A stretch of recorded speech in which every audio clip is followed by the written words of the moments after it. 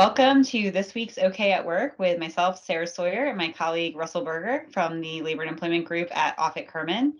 So this week we are talking about masks, which has been a fun topic that we've covered a couple times in different ways throughout COVID. But now we're starting to get to some changes in mask orders that are kind of exciting, I would say, about not having to wear masks outside. Some new CDC guidance, and the state of Maryland has then followed suit. And Governor Hogan has changed his executive order to accommodate the new CDC guidance. So I've been getting a lot of questions from employers whose employees are asking, well, what does this do for us at work? Does this change anything? Do I still have to wear my mask? And so been addressing some of those questions. And what's been the answer, Russell? Yeah, well, here in Maryland, there's no change. The Governor Hogan's order, as well as a lot of the local jurisdictions, to the extent those orders have been scaled back, it pertains to outside. So it's not the workplace, it's not indoors. So, if you've got an indoor workplace, you're still subject to the mask mandate, the same as it has been for months and months now. Which, and to illustrate that point, if Sarah and I were both fully vaccinated and we were in our office and we were sitting in a conference room together, with the door closed and no one external could come in the room, we would both still have to wear masks.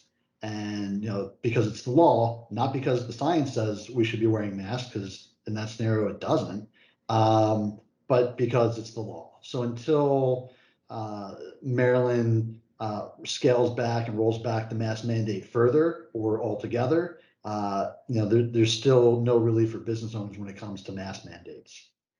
Yeah, I think this is an example, a good example of where sometimes the laws and regulations aren't always catching up at the same time as the science and different things that are going on. I think it's interesting that Governor Hogan did act pretty quickly to address the change in issuing a new executive order, but there is just some time to catch up because workplaces are a unique environment in the sense of trying to figure out who is vaccinated and you can't always control who is going to come in the room, in the conference room, or what the situation is going to be and people's different comfort levels. So there is a little bit more of an extra challenge when it comes to workplaces that it can be tough to address in just a quick and easy rule, so to speak. So I think it's not surprising that's still the case, but it's definitely something that employers are still having to navigate. I know a lot of my clients are facing some employees that are a little bit frustrated, still having to wear their masks because they're seeing on the news that things are loosening up and opening up and things are regulations are changing.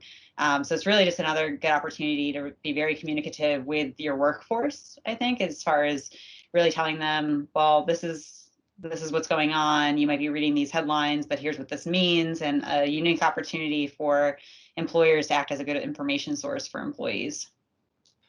Right. I mean, because I tend to think that a mask mandate is probably going to have to be all or nothing, in an indoor workplace type environment, especially when you have customers or clients coming in and out and delivery people. And, we're either, as a society, vaccinated enough that we don't need to have that indoor mask mandate any longer, or we're not. And so I think from a, public policy standpoint, it's just really hard to scale it back and start kind of picking and choosing or saying, I mean, I just find it hard to believe we'd have an executive order that says masks are still required indoors unless in a workplace, unless it's, everyone in the room is fully vaccinated and shows each other their vaccine cards, and then you can take your mask off. I mean, I don't have any illusions that people aren't doing that in those situations. I'm sure it's happening, but the company line, the company policy's got to be, we just follow the law of the state, whatever the law is, it is. And then, when that's no longer in place, we'll probably be looking to the CDC guidance or some other scientific indicator as to what's appropriate for our workplace. Yeah, and I think there is still a lot of good resources out there on the CDC website. As far as providing information to your employees on what the guidance is and what you're following. So it's always good to check those resources and provide them to employees, and so that they're clear on what the guidance is, and also encouraging them to stay safe outside of work, because that's still a priority for folks, especially companies that have to have most, if not all, of their employees in person. Um, and if that workforce isn't largely vaccinated, what they're doing outside of work and whether they're following the CDC guidance impacts the workplace as well. Because even if you're taking all the proper precautions, there's still risk there. Yeah, definitely. And again, one of our long running themes, if you can help educate your workforce, educate your employees about what the guidance say, what the rules are. They're not yours necessarily. They're, in this case, it's an executive order from the governor or a local executive. The better off I think everyone's going to be.